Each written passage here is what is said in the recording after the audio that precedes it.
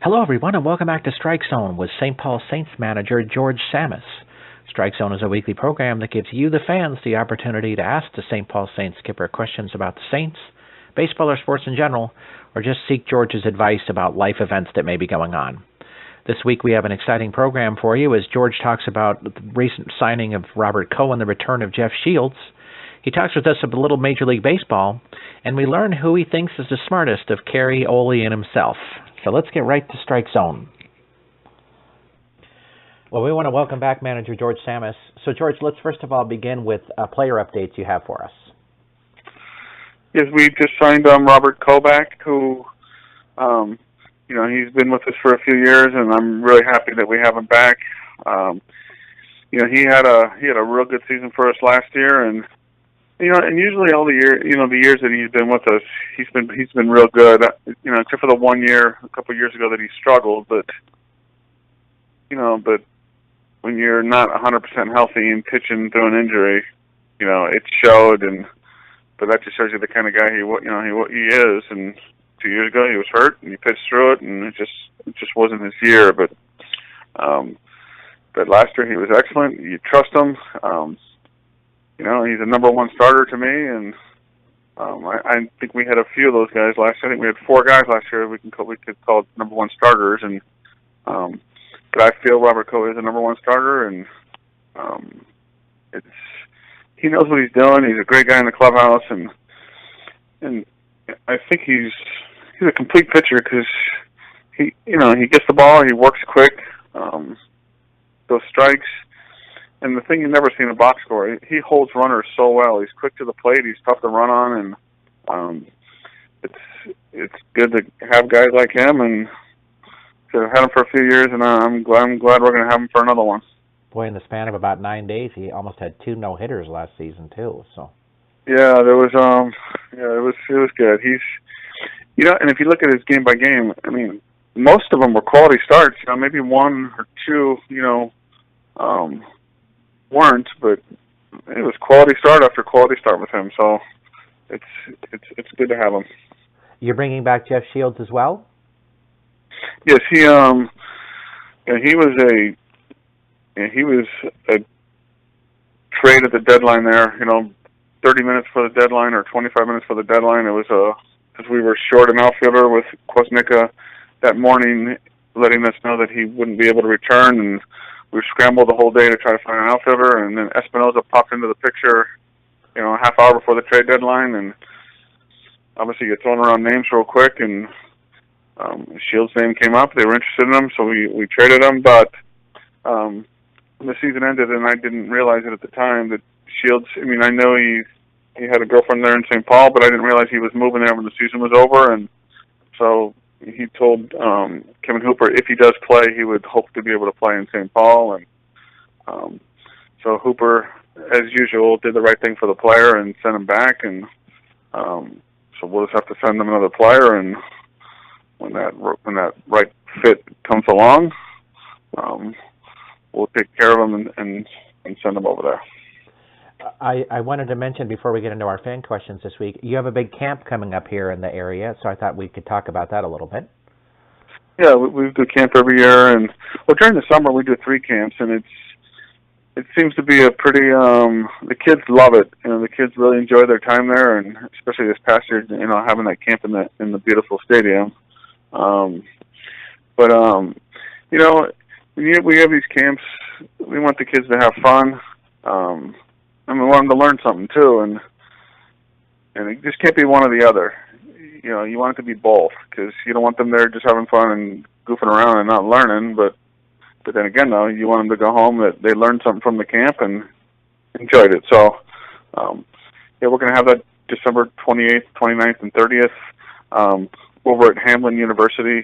They have a beautiful indoor facility there at Walker Fieldhouse there, and it's just something we've done there, several years, and it's going to be a real good thing, and hopefully we get a good turnout. And again, we want the kids to learn something, but have a good time while they're doing it. If people are interested in signing up for that, how do they go about doing that?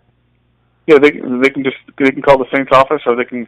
I know we put something up on the website, and up on Facebook. So there's plenty of ways to, like I said, they can just call the office to get info, or they can just go on our website to get the information. What a great Christmas present that would be for some youngster there. Absolutely, and again, and once football season rolls around too, I mean, once football season's over, I should say, when that's over, that's when maybe people start getting interested in baseball again, and when spring training starts. So it'd be a good 3 days of having fun and getting back to swinging the bat again and throwing the ball around. Will there be Saints players that are involved in this as well? Yes. There will be a couple players there from us. I will be there. We will also be using some of the Hamlin University players who have done a good job over the years too. So, so it's 13 days away, and we hope to get a good turnout for it. That sounds great. Well, let us head into our fan questions for this week, and we'll begin with Todd from St. Paul, who'd like to know, George, can you explain how a person becomes a certain level in the American Association, like LS1 or rookie? Yeah, it's I know it's something that from the fans' side, they probably don't understand it too much.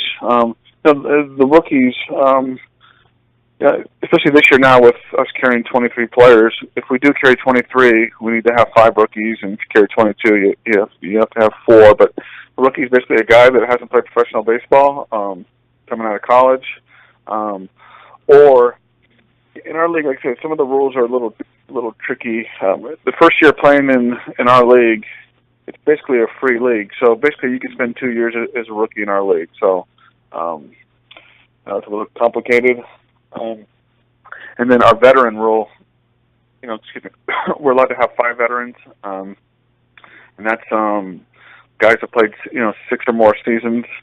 And I think it's good for the league. 'Cause it's good to have some younger guys too, and some a mixture of some veteran guys, younger guys, and those 24, 25-year-old guys that are hungry and play the game the right way. So we just can't go out and sign 22 AAA players. That's something that the league is just against having, again, because you want to have some of those younger guys. So the 2 years as a rookie, that's how Mike Zuzalek becomes Rookie of the Year, even though he had played this previous season in Wichita. Yes, that's exactly it. Yep. Like basically the first year is free, and then the second year, it's after your second year, then he would have become an LS1. And but obviously with him getting signed, hopefully we never see him again, and hopefully he starts the season in AA and just climbs right up there and gets a chance to pitch in the big leagues. Yeah, that'd be awesome. He sure looked good last year. Yeah, he was something else. Him and Ryan Rodabaugh were really solid in the back end of our bullpen and a big part of our success last year. Carl in Duluth would like to know from you. It seems that in most professional leagues, the general manager has a lot of responsibility in help building a team, but that is not true in the American Association. Do you use the GM's input? And if not, is there anyone whose input you do seek? In our league, in some organizations, just the manager does it, and some the GM does it, and the GM offers his input. In our organization, I do a lot of it, but there's times I ask Derek, about things. I ask Marv about things, and sometimes we bounce a player off of them just to see how they feel about it. Especially a returning player, maybe a player that was a fan favorite. It's good to get their opinions on it as well too, and obviously a lot. I bounce ideas off of Ole and Lightberg, and what do you think of this guy? And so it's just it's good to have a few people's decisions, but again, it's just different, and it's different with every organization in our league. Some just the manager does it, some just the GM does it, and some of a mixture of both. Lee from Fargo would like to know, are there teams in the league that you enjoy beating more than others simply because of the rivalry or because there is a personal beef you have? There's been some good rivalries, in our league, and obviously over the years, when we play Fargo or Winnipeg, those are the real good rivalries, and we've had some great games over the years, and at times, we've got the best of them, and at times they've got the best of us. So it's just year to year, you just never know what's going to happen. And there are 2 teams in our division, and it's just it's every game you go out there, you're excited to play, but when you have a team in your division and a rival like that, it gets you get up for it a little bit more. Bill from Minneapolis would like to know from you, with the All-Star game being in St. Paul, do you get to manage that? Steve Montgomery will be managing one of the teams, and Pete Incaviglia will be managing the other team. They're the two teams that played in the championship, so they will be the managers of this game. I believe I will be there, as a coach on Steve Montgomery's team. Cam from Maple Grove would like to ask, also related to the All-Star game, how will the teams for the All-Star game be divided? Will two teams from the Central Division join the North Division on one team and the other two join the South Division? It's under the North Division and the Central Division are one team, and then the South Division, along with, they're going to get some players from the Can-Am League as well. That'll be the other team, and it'll be a great event, and it'll be exciting, and yeah, and I hope one day it works out, where it'd be nice hopefully one year it could work out where our league plays the Atlantic League in an All-Star game. To me, that would be a great thing, and you just hope it can work out someday. I don't know why it hasn't. Even like the Atlantic League, I mean, it's an excellent league, and but they only have 8 teams, so it just seems like, I don't want to say half the players in the league make the All-Star team, but it seems like there are a lot.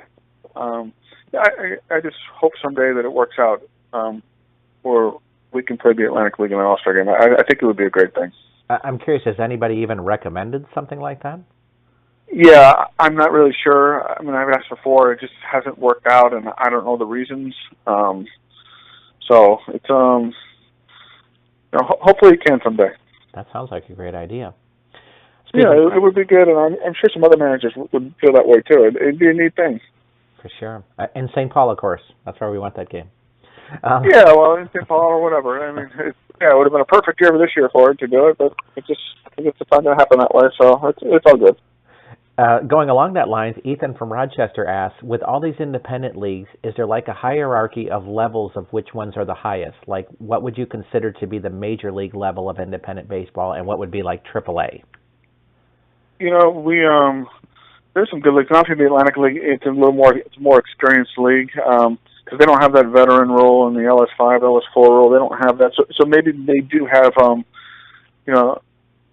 a handful more experienced players. But I think our league's excellent, and it's good to have the young mix in there. And a guy like Zuzalik, for example, a younger guy that maybe he wouldn't have been in the Atlantic League.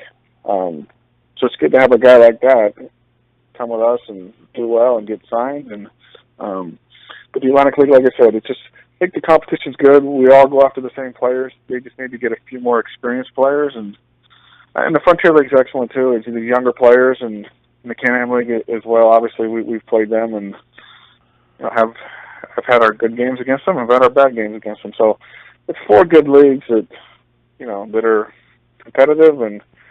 And when those players are released, we're all going after the same player. You'd be surprised at how many players you talk to. They say, "Yeah, I've already got a call from 11 teams." It's just we're all going after the same players. Wow.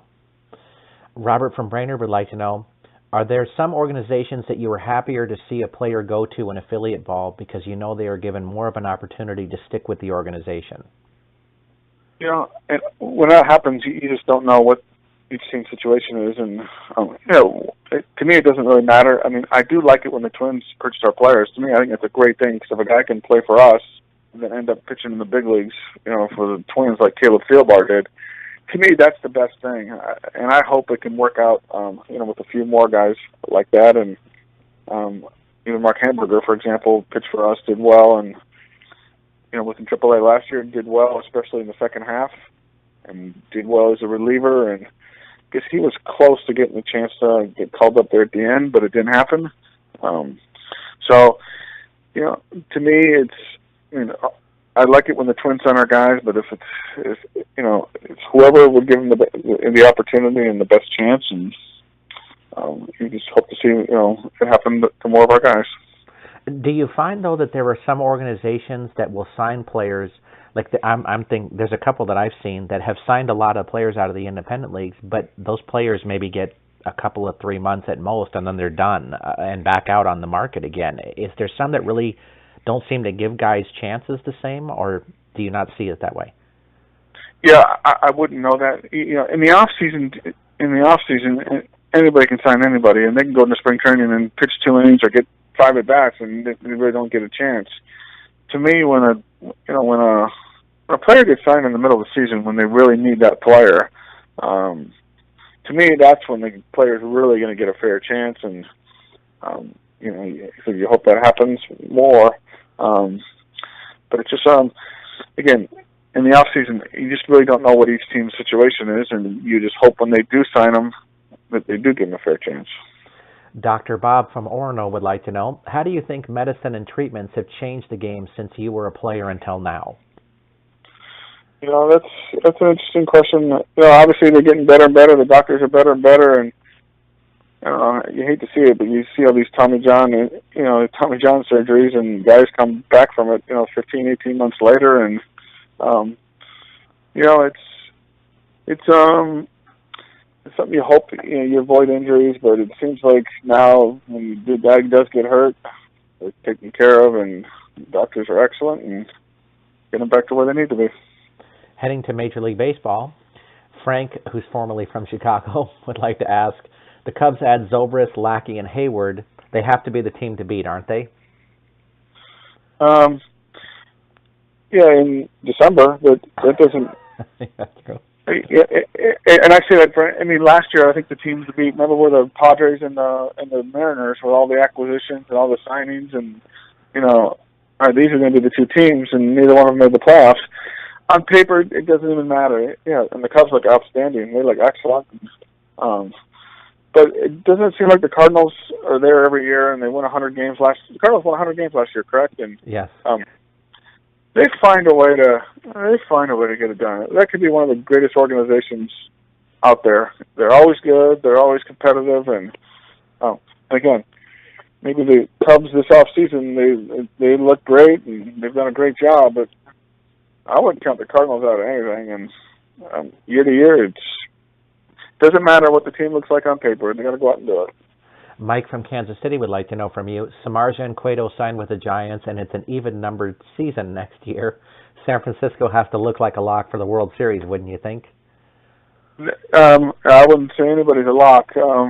Again, there's so many good teams out there, and but again, on paper, they look like their pitchers are something else, and they're going to be right in there at the end, and competitive, and but it seems like Arizona's done a pretty good job too with what they've done, and again, that's on paper, and obviously the Dodgers, they're going to be competitive, so that's a tough division. You just don't know, but it just looks juicy and attractive to see all these signings, but like I said, I know we've talked before, on paper, nobody thought the Mets were going to be in the World Series, and nobody thought the Cubs were going to have the year they had. So you just don't know, and kind of like in the NFL, week to week, you just don't know what's going to happen. The Broncos lost to the Raiders at home. You just don't know. Very true. Gary from North Minneapolis asks, Jason Hayward and John Lackey both played for the Cardinals last season, but signed with the Cubs. Doesn't there seem to be something wrong with that? Yeah, I think there is, and it's I'd like to see the Twins win. That's something that I would like to see them win, but I don't know. I guess it's just hard for me to, it's just teams. Players seem to change teams all the time. The guys on this team, on that team, and it's just hard for. And personally, it's just hard for me to, other than wanting the St. Paul Saints to win every day and have a great season, and obviously my daughter's college softball team to win. Other than that, it's hard for me to get too excited about team wins, loses, in the big leagues, because players change teams all the time, and it's tough to keep up, and it's like, I don't know. It's I guess I'm just more concerned about the St. Paul Saints winning, and to me, that's when the St. Paul Saints don't win, it hurts. But you can have a favorite team in the major leagues or in the NFL, and they don't win. It's not the end of the world, if that makes sense. I think a few months ago somebody had asked a question about, guys going to rival teams, like Favre leaving the Packers and eventually playing for the Vikings, and had asked you about how you felt about that kind of thing, and I remember you saying at the time that there just seems something wrong about a guy, a Johnny Damon leaving the Red Sox to go play for the Yankees or something. Yeah. Yeah, it just, even like, and Ellsbury too. I don't know. It just, I don't know. It just doesn't seem right, and it's hard for me to get excited about it when, it seems like, especially lately, the players, which you can't blame the players, they go to the highest bidder and they take it. But that doesn't mean myself or any of the other fans, the loyal fans, have to like it. It's just hard for me to get excited about that when players change teams, every year, and you just don't know who's on whose team. And but then the St. Paul Saints, I care about them winning every day, and and loyal to them, and the fans are loyal to them, and it's just, to me, that's what I care about. Vic from Chicago would like to know, do you think Pete Rose will ever get into the Hall of Fame? I guess after yesterday, it doesn't sound too good. I know he was a great player, and he was something else to watch as a player, and but obviously he did things he shouldn't have done, and I guess as of right now, it looks like he's not going to. Heading into the NFL, David from Egan asks, I hear a lot of people criticizing Teddy Bridgewater and the coaching staff for last week's last play in the Cardinals game. What are your thoughts about that? Yeah, that was a tough ending, and we've seen it a million times where they're just, there's a few seconds left, just trying to get a little bit closer to kick a field goal, and it didn't work out. But instead of people complaining about it and the negative thoughts, here's a good one. The Vikings run the table, win the last 3 games, which is very possible. You win the division and have a home playoff game. So, try to look at it that way. And they have the Bears at home and the Giants at home next 2 games before the finale against the Packers. So, it's an exciting time for the Vikings. Go win your last 3 games and finish 11-5 and host a playoff game. That would be outstanding, and that's the way people need to look at it. Just right heading into their new stadium. That would be great. That would be outstanding. And I hope they pull it off, too. I hope they can get it done here. It'll be an exciting time. Elliot from Mason City would like to know, do you think the Broncos can hold off those hard-charging Kansas City Chiefs? I don't know. The Chiefs look great, and the Broncos, it was you're talking about the Broncos being the number 1 seed, and now they may not even win the division, and obviously the Broncos now they're going into Pittsburgh for a tough game this week, so who knows? You just don't know week to week, and that's another thing. That's another team that I love watching the Steelers play too, and I hope the Steelers can, win their games and their last 3 games and get in the. Our next question comes from Barry from Wichita, who'd like to know, everyone seems to think that Mike McCarthy calling plays is going to make a huge difference for the Packers. What do you think? Yeah, I wouldn't really know the answer to that. From what I hear from analysts, whatever, they say it's a good thing that he's doing it, and obviously he's a very intelligent guy, and I guess we'll find out here the next few weeks, and if that was the right call, and but obviously I know they know what they're doing, so I'm guessing it was the right call. Jane from Chaska would like to know from you, you have a lot of respect for the Patriots, but it doesn't sound like you are necessarily a fan of theirs. Is that correct? Yeah, I would. I would like to see. I told you all along. I would hope they get to the Super Bowl. They're not a very likable team. They're just not very likable. But I love the way Brady plays. I love Gronkowski, and I think the coach is outstanding. And especially his interviews after the game, which I've told you. So, if they get it done, great. If they don't, like I said, I care about the St. Paul Saints. That's the team that I pull for. Megan from St. Louis Park has a couple of questions for you. The first one is, when you were in a slump as a player or your team is not doing well, are there things that you remember or sayings that remind yourself that what can help you to get your spirits up? There's highs and lows in the game, and you just have to stay positive. And there's, as a pitcher, there were plenty of times where you go out there and get whacked, and you're throwing everything you can up there, and you're just hitting around, and you got to just try to stay as positive as you can, and it's especially when I get to the big leagues. It was a struggle. I got hit around pretty good, and people don't think you belong there and you can't do it, but you got to stay positive and go out there and do the best you can, and believe you can get it done. So it's just really kind of digging down deep and saying, hey, look, I made it here, so there must be something I can do well. Yeah, you'll help. You'd be surprised. Again, I think I've told you this before. On your high school team, you can be the best one on your team. On your college team, coming up the minors, you can be pretty good. And once you get to the big leagues, it's a totally different story. There's all those superstars and all those excellent players, and no lousy guys out there. And it's a tough it's a tough thing, but a great thing to get a chance to play in the big leagues. Megan would also like to know, she hears that players have rituals to try to get out of slumps.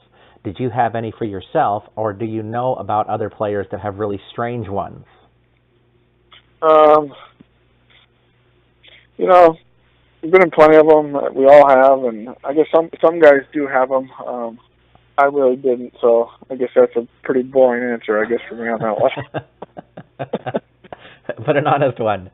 That's the important part. Yep, exactly. Oh, yeah, always honest with you. Always honest. Ian from St. Paul asks, as our last question of the week, of you, Kerry, and Ole, who is the smartest on the Saints coaching staff? They're smart guys. Those two guys are good guys, smart guys, and I'm really glad they're going to be back too. Both of them will be returning, so I'm glad to have them both. And they're intelligent guys. The hitters like working with Ole. The pitchers, really like Lightberg, and they're both good dads. And they're really good guys to have. And one thing about them too, and two guys. I've been doing this for a long time, and there's two guys that really care about winning. And when it doesn't work out and losing, it hurts them, and that's the way it should be. And they're both really intelligent guys, and so the smartest one, I think we're going to go with a three-way tie. I think it's all pretty good. That's excellent. Well, thank you for joining us this week, George. Okay, thank you. I'll talk to you later, okay? We want to thank Manager George Tsamis for joining us on Strike Zone this week. If you have your own questions you'd like to ask the St. Paul Saints skipper, please send them to us at AskGeorge@minorleaguesportsreport.com. That's AskGeorge@minorleaguesportsreport.com. Please have your questions to us by Sunday evening so we can give the skipper a little time to review the questions before we record the show Monday afternoon. I want to thank you for joining us this week. I'm Rob Pannier, the managing editor of the Minor League Sports Report, and we look forward to seeing you next week on Strike Zone.